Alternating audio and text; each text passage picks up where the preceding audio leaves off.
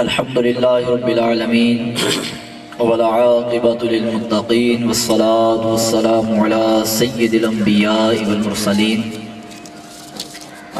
أما بعد فأعوذ بالله من الشيطان الرجيم بسم الله الرحمن الرحيم حضور نبی رحمت شفیع امت صلی اللہ تعالی علیہ وآلہ وبارک وسلم کے فرمان عالی شان کا مفہوم ہے، تم جہاں کہیں بھی ہو مجھ پر درود پاک پڑھو، بے شک تمہارا مجھ پر درود پاک پڑھنا میری بارگاہ تک پہنچ جاتا ہے۔ نبی پاک صلی اللہ تعالی علیہ وآلہ وبارک وسلم کی بارگاہ بے کس پناہ میں ہدیہ درود و سلام پڑھنا دنیا اور آخرت کے ان گنت بلائیوں کا ذریعہ ہے، بلکہ یوں کہہ لیجئے کہ درود پاک پڑھنے سے دنیا بھی سنور جاتی ہے، آخرت بھی سنور جاتی ہے۔ کریم آقا صلی اللہ تعالی علیہ وآلہ وبارک وسلم نے ایک مقام پر ارشاد فرمایا، کل قیامت کے دن اس کی سختیوں اور وحشتوں سے جلد نجات پا جائے گا وہ شخص جو دنیا میں مجھ پر کثرت سے درود پاک پڑھتا ہوگا۔ آپ بھی سبحان اللہ کہہ سکتے ہیں جو بیٹھے ہوئے ہیں، بے شک تھوڑے ہیں لیکن جو ہیں وہ ذوق کے ساتھ بیٹھیں تو انشاءاللہ تعالی مزہ آئے گا۔ تو فرمایا قیامت کی سختیوں سے، قیامت کی وحشتوں سے نجات مل سکتی ہے۔ اب آپ اس حدیث مبارکہ کی گہرائی میں جائیں تو قیامت کی وحشتیں کیا ہیں، قیامت کی سختیاں کیا ہیں، ہم اس چیز کو بخوبی سمجھ سکتے ہیں۔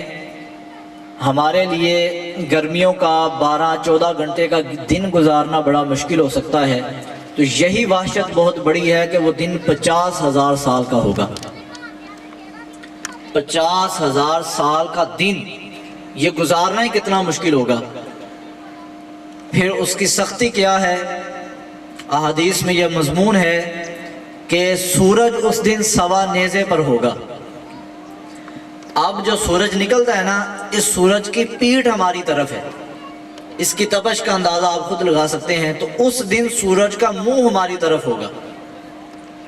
اور علماء نے لکھا کہ تانبے کی زمین سے مراد یہ ہے کہ سورج کی تپش اتنی زیادہ ہوگی کہ زمین گرم ہو کر تانبے کی طرح ہو جائے گی۔ اور پھر آپ خوف کا عالم اس چیز سے اندازہ لگا سکتے ہیں کہ اتنا خوف ہوگا کہ لوگ اپنے ہی پسینے میں ڈوب رہے ہوں گے۔ جو خوف کی وجہ سے پسینہ آئے گا اس پسینے میں ڈوب رہے ہوں گے، بعض اپنے ٹخنوں تک پسینے میں ڈوب جائیں گے، بعض اپنے گھٹنوں تک پسینے میں ڈوب جائیں گے، بعض اپنے پیٹ تک اسی پسینے میں ڈوب جائیں گے، بعض سینے تک، اور بعض سارے کے سارے اس پسینے میں ڈوب جائیں گے۔ وہ سختی اور وحشت کیا ہے کہ جب ماں اکلوتے بیٹے کو چھوڑ کر بھاگے گی کہ جا تو اپنا بندوبست کر، میں تجھے سنبھال نہیں سکتی۔ باپ اپنے بیٹے سے بھاگے گا، عزیز رشتہ دار دوست ساتھی ہاتھ چھڑائیں گے کہ آج ہمیں نہ پکارو، اپنا کام خود کرو۔ اب آپ نے یہ چیز سامنے رکھ لی، اب آپ اس حدیث مبارکہ کی طرف آئیے کہ یہ ساری سختیاں ہیں، تو ارشاد فرمایا جو مجھ پر کثرت سے درود پاک پڑھنے والا ہوگا اسے ان سختیوں سے جلدی نجات مل جانی ہے۔ سبحان اللہ۔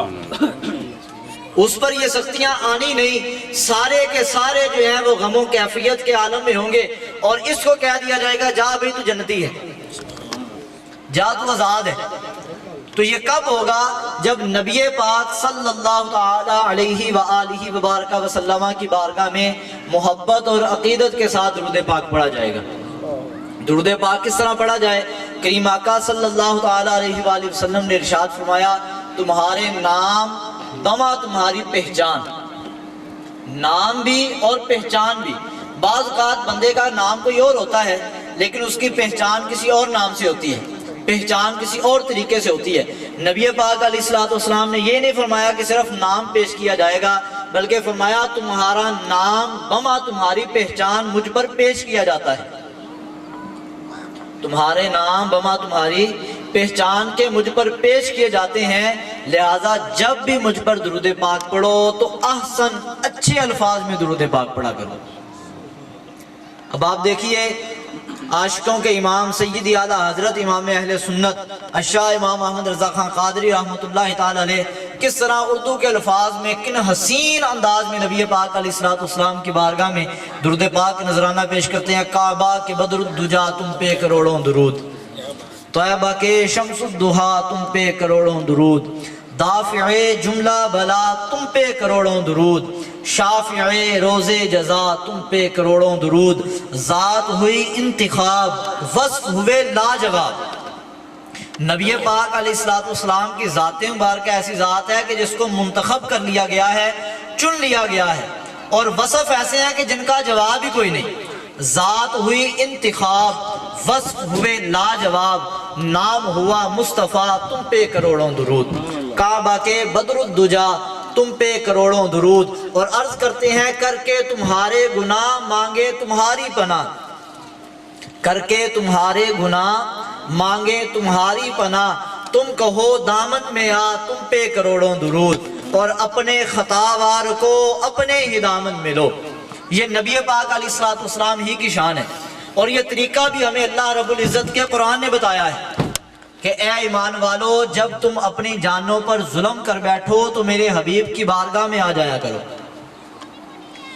جب حبیب تمہارے لیے استغفار کر دیں گے، تمہارے لیے توبہ کی دعا کر دیں گے، تو پھر کیا ہوگا؟ مالک فرماتا ہے لَوَجَدُ اللَّهَ تَوَّابًا رَحِيمًا، تم اپنے رب کو بڑا ہی مہربان اور توبہ قبول کرنے والا پاؤ گے۔ تم اپنے رب کو بڑا ہی توبہ قبول کرنے والا، بڑا ہی مہربان پاؤ گے اگر حبیب کی بارگاہ میں آ جاؤ گے۔ وہ ایک شاعر نے بڑی پیاری بات کہی تھی کہ مجرم ہو تو منہ اشکوں سے دھوتے ہوئے آؤ، مجرم ہو تو منہ اشکوں سے دھوتے ہوئے آؤ، آؤ در تواب پہ روتے ہوئے آؤ، اور قرآن میں مذکور ہے بخشش کا طریقہ، قرآن میں مذکور ہے بخشش کا طریقہ، محبوب کی دہلیز سے ہوتے ہوئے آؤ۔ یہ طریقہ ہمیں اللہ کے قرآن نے بتا دیا۔ تو سیدی اعلیٰ حضرت کیا عرض کرتے ہیں کہ کر کے تمہارے گناہ مانگے تمہاری پناہ، تم کہو دامن میں آ تم پہ کروڑوں درود، اور اپنے خطاوار کو اپنے ہی دامن ملو۔ ہماری دنیا کا یہ اصول ہے کہ ایک بندہ کسی کے کوئی خلاف ورزی کر دے نا، کسی نے بات کہی ہو اس کی بات نہ مانے، تو وہ کہتا ہے کہ میں نے تجھے بلانا ہی نہیں، ساری زندگی میرے سامنے نہ آنا، کیوں تم نے میری بات نہیں مانی۔ لیکن یہاں کی بارگاہ کیا ہے؟ ہم سارا دن نافرمانیاں بھی کرتے ہیں، وہ پھر مالک اپنے پاس بلاتے ہیں۔ نبی پاک علیہ السلام کی خدمت میں پھر غلام حاضر ہو جائیں تو کریم آقا علیہ السلام انہیں بارگاہ سے اٹھاتے نہیں بلکہ سینے سے لگا لیتے ہیں۔ اللہ رب العزت جو مالک کل ہے اس کی بارگاہ میں نافرمانیاں کر کے پہنچ جائیں تو حدیث میں مفہوم ہے، نبی پاک علیہ السلام نے ارشاد فرمایا جب گناہگار کوئی اللہ رب العزت کی طرف توبہ کے ارادے سے بڑھتا ہے، فرمایا اگر یہ ایک قدم بڑھائے تو اللہ کی رحمت جو ہے وہ اس کی طرف پورا ایک، جس طرح ہم چھلانگ کہتے ہیں اس طرح اس کی طرف آتی ہے۔ فرمایا اگر یہ چل کر آتا ہو تو اللہ کی رحمت اس کی طرف دوڑ کر آتی ہے۔ تو وہ بارگاہ ہی ایسی ہے کہ کر کے تمہارے گناہ مانگے تمہاری پناہ، تم کہو دامن میں آ تم پہ کروڑوں درود، کعبہ کے بدر الدجا تم پہ کروڑوں درود، طیبہ کے شمس الضحیٰ تم پہ کروڑوں درود، دافع جملہ بلا تم پہ کروڑوں درود، شافع روز جزا تم پہ کروڑوں درود۔ تو یہ احسن الفاظ، ایسے الفاظ کا انتخاب کیا جائے کہ سننے والے کو پتا چلے کہ یار واقعی حضور کا غلام درود پاک پڑھ رہا ہے۔ ایسے سیکھے عربی میں درود پاک پڑھنا ہے تو دیکھیے الصلاۃ والسلام علیکہ یا سیدی یا رسول اللہ وعلی آلکہ واصحابکہ یا سیدی یا حبیب اللہ، الصلاۃ والسلام علیکہ یا سیدی یا خاتم النبیین وعلی آلکہ واصحابکہ یا سیدی یا رحمت للعالمین۔ تو جب بھی درود پاک پڑھا جائے تو اچھے الفاظ کا انتخاب کیا جائے، اچھے الفاظ، درست انداز، اور کبھی بھی مجبوری سمجھ کر درود پاک نہ پڑھا جائے۔ آپ محفل میں بیٹھے ہیں، مسجد میں بیٹھے ہیں تو جناب یہ سوچ لیں کہ بار بار قاری صاحب کہہ رہے ہیں چلو پڑھ ہی لیں، ایسا نہیں۔ ہمیشہ درود پاک پڑھنا ہے تو عشق میں جھوم کر اور محبت میں ڈوب کر درود پاک پڑھنا ہے۔ جب اس طرح درود پاک پڑھا جائے گا تو انشاءاللہ تعالیٰ نہ دنیا میں کسی چیز کی کمی رہے گی، نہ آخرت میں کسی پریشانی کا سامنا کرنا پڑے گا۔ اب بھی ہم سب مل کر بارگاہ میں ہدیہ صلاۃ والسلام پیش کریں۔ الصلاۃ والسلام علیکہ یا حبیب اللہ، الصلاۃ والسلام علیکہ یا سیدی یا نبی اللہ، وعلی آلکہ واصحابکہ یا سیدی یا رحمت للعالمین۔ ہمیں نبی پاک صلی اللہ تعالیٰ علیہ وآلہ وبارک وسلم کی امت میں پیدا فرمایا، اور پھر کریم آقا صلی اللہ تعالیٰ علیہ وآلہ وسلم کی غلامی کی توفیق نصیب فرمائی۔ یہ بات ذہن نشین کر لیجئے، اور یہی بات جو ہے وہ آخری حتمی اور یقینی ہے کہ نجات نبی پاک صلی اللہ تعالیٰ علیہ وآلہ وسلم کی غلامی اور غلامی ہی میں ہے۔ اس کے علاوہ کسی اور در پر چلے جائیں تو نجات کا کوئی دروازہ نہیں، نجات کا صرف اور صرف یہی دروازہ ہے۔ نبی پاک علیہ السلام کی شان کیا ہے، نبی پاک علیہ السلام کی حقیقت کیا ہے، یہ نہ آج تک کوئی سمجھ سکا، نہ قیامت تک کوئی سمجھ سکے گا۔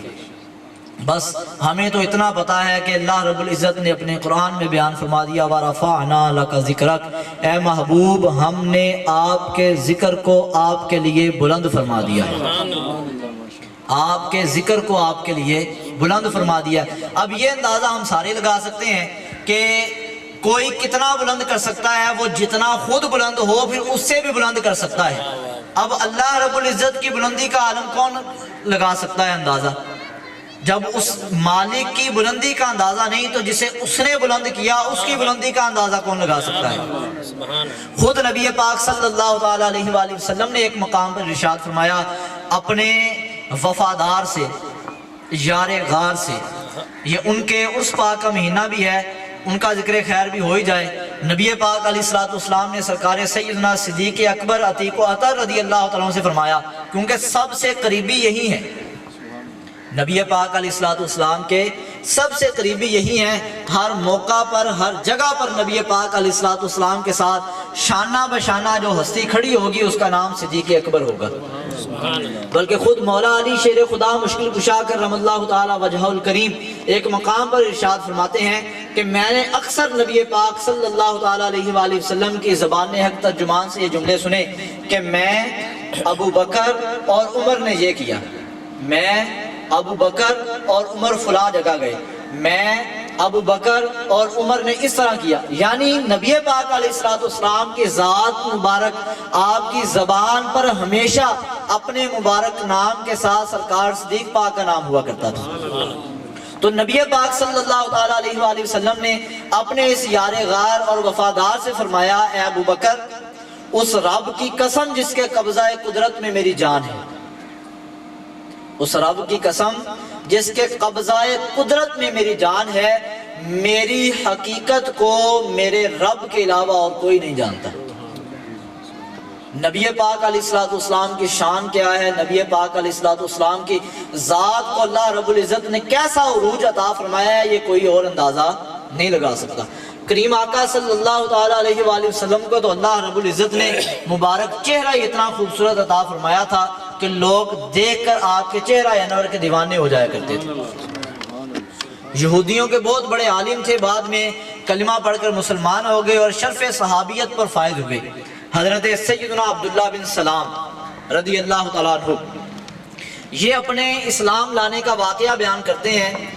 یہ کہتے ہیں کہ جب نبی پاک صلی اللہ تعالیٰ علیہ وآلہ وسلم مدینہ شریف تشریف لائے نا ہجرت کر کے، تو لوگ جوک در جوک قطار در قطار آپ کی خدمت میں حاضر ہو رہے تھے۔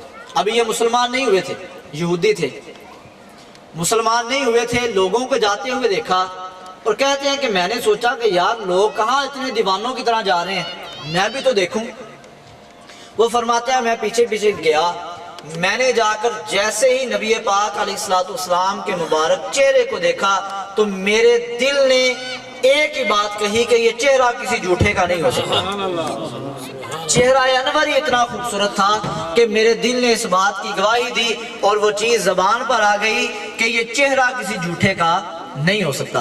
حضرت سیدنا عبداللہ بن رواحہ رضی اللہ تعالیٰ عنہ فرماتے ہیں نبی پاک صلی اللہ تعالیٰ علیہ وآلہ وسلم کی مبارک ذات میں اگر دیگر معجزات الہی کا ظہور نہ بھی ہوتا، معجزات الہی آپ سمجھتے ہیں کیا ہیں؟ جو اللہ رب العزت کو نے اپنے حبیب علیہ السلام کو شان عطا فرمائی کہ نبی پاک صلی اللہ تعالیٰ علیہ وآلہ وسلم نبی پاک صلی اللہ تعالیٰ علیہ وآلہ وسلم کی مبارک انگلیوں سے چشمے جاری ہو جایا کرتے تھے۔ یہ کریم آقا صلی اللہ تعالیٰ علیہ وآلہ وسلم کا معجزہ تھا۔ کریم آقا صلی اللہ تعالیٰ علیہ وآلہ وسلم اگر کسی چیز پر کچھ پڑھ کر دم فرما دیتے تو وہ چیز ہزاروں کو کفایت کر جایا کرتی تھی۔ یہ نبی پاک صلی اللہ تعالیٰ علیہ وآلہ وسلم کا معجزہ تھا۔ کریم آقا صلی اللہ تعالیٰ علیہ وآلہ وسلم نے حضرت جابر رضی اللہ تعالیٰ عنہ کی بکری کو ہاتھ کے ساتھ زندہ کر دیا تھا۔ یہ معجزات ہیں۔ تو آپ فرماتے ہیں کہ اگر نبی پاک علیہ السلام کی ذات پاک میں دیگر معجزات الہی کا ظہور نہ بھی ہوتا تو آپ کا چہرہ انور ہی دلیل نبوت کے لیے کافی تھا۔ چہرہ پاک ہی اللہ رب العزت نے اتنا خوبصورت بنایا تھا کہ لوگ دیکھ کر کلمہ پڑھ لیا کرتے تھے، دیکھ کر نبی پاک علیہ السلام کی ذات پاک پر ایمان لیا کرتے تھے۔ یہ تو لوگ ہیں، جانور بھی نبی پاک علیہ السلام کے چہرے کو پہچانا کرتے تھے۔ جانور بھی ان کو پہچان تھی کہ عام بندے کون ہیں اور سید العالمین کون ہیں۔ یہاں تک کہ پتھروں کو، درختوں کو اس چیز کی پہچان تھی۔ آپ غور کیجئے، حضرت سیدنا یعلا بن مرہ رضی اللہ تعالیٰ عنہ آپ روایت کرتے ہیں کہ نبی پاک صلی اللہ تعالیٰ علیہ وآلہ وسلم آرام فرما تھے۔ کریم آقا صلی اللہ تعالیٰ علیہ وآلہ وسلم آرام فرما تھے، کسی سفر پر تشریف لے کر جا رہے تھے کہ رستے میں آرام کے لیے ٹھہرے۔ وہ فرماتے ہیں آرام فرما تھے تو میں نے ایک منظر دیکھا۔ اب انہوں نے کیا منظر دیکھا؟ فرماتے ہیں منظر یہ تھا کہ ایک درخت اپنی جگہ سے اکھڑا ہے، لگا ہوا تھا زمین میں، نصب تھا۔ وہ فرماتے ہیں وہ درخت خود بخود اپنی جگہ سے اکھڑا ہے اور اکھڑ کر زمین کو چیرتا ہوا نبی پاک صلی اللہ تعالیٰ علیہ وآلہ وسلم کی بارگاہ میں پہنچا۔ اس نے کچھ دیر کریم آقا صلی اللہ تعالیٰ علیہ وآلہ وسلم کے وجود انور پر سایہ کیا اور پھر ویسے ہی واپس ہوا، اپنی جگہ پر آ کر لگ گیا۔ کیا بات ہے یار! یہ آپ اگر اپنی عقل سے اس چیز کو سوچنا شروع کریں تو کیا یہ چیز عقل میں آتی ہے؟ ہم نے بھی آج تک بڑے درخت دیکھے ہیں، کبھی ہمارے سامنے ہوا ہو کہ درخت خود بخود اکھڑا ہو پھر خود بخود زمین میں آ کے لگ بھی گیا ہو؟ نہیں، یہ بات سمجھ میں آنے والی ہے ہی نہیں، اسی لیے یہ معجزہ ہے۔ یہ عقل کو عاجز کر دیتی ہے یہ چیز۔ تو فرماتے ہیں کہ میں اس منظر سے بڑا حیران ہوا۔ جب نبی پاک علیہ السلام بیدار ہوئے تو میں نے نبی پاک علیہ السلام کی خدمت میں عرض کیا، یا رسول اللہ علیہ السلام آج یہ منظر دیکھا ہے۔ اب ہم سو رہے ہوں تو ہمیں کیا پتا ہمارے پاس کیا ہو رہا ہے، لیکن نبی پاک علیہ السلام کی صرف آنکھیں جو ہیں وہ سو رہی تھی لیکن دل آپ کا بیدار رہتا ہے۔ نبی پاک علیہ السلام کو اس حالت میں بھی پتا ہوتا ہے کہ کون کیا کر رہا ہے۔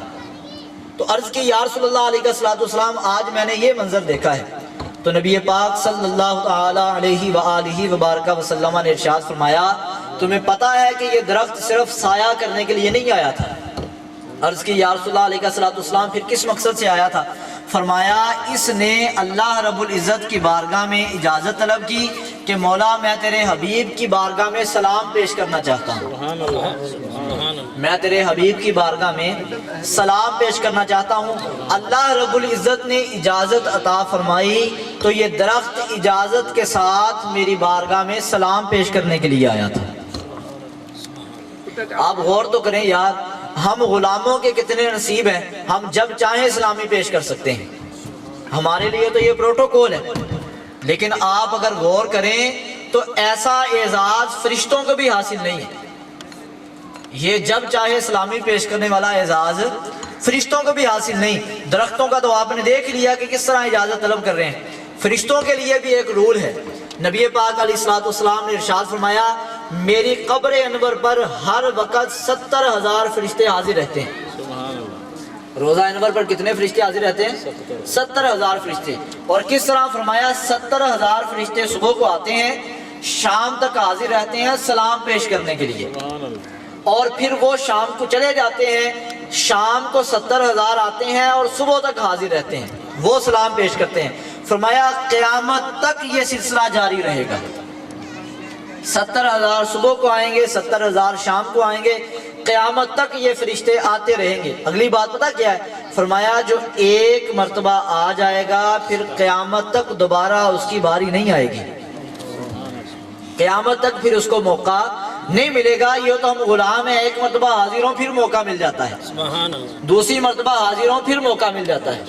یہ اللہ رب العزت نے ہمارے اوپر خاص کرم فرمایا ہے کہ جب چاہیں اپنے حبیب کی بارگاہ میں درود و سلام کے نذرانے پیش کر لیں، جب اللہ رب العزت توفیق عطا فرمائے روزہ انور پر حاضر ہو جائیں۔ یہ اعزاز فرشتوں کو بھی حاصل نہیں، جو ایک مرتبہ آگے فرمایا قیامت تک دوبارہ ان کو پھر باری نصیب نہیں ہوگی۔